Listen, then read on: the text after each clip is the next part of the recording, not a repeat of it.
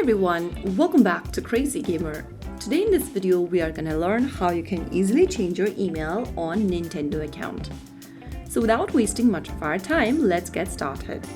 First of all, launch open any web browser of your preference and type in nintendo.com in the URL box and search. Make sure that you are logged into your Nintendo account by entering its credentials, and then once you are in the homepage, go to the upper right corner and tap on your profile icon. From the expanded menu that appears on the right hand corner, click on Nintendo Account Overview. You'll be taken to this account settings page where you'll need to click this account settings at the top. And now, under user information, click on Sign in and Security on the left. Now, click the edit button right next to email address.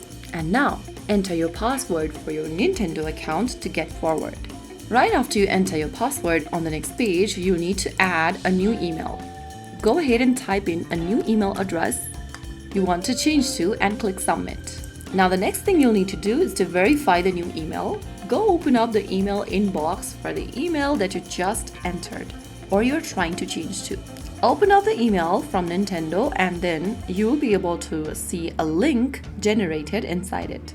Type in the code that you received and click submit. Now your email address has been changed. Next time, you can sign in with your newly updated email.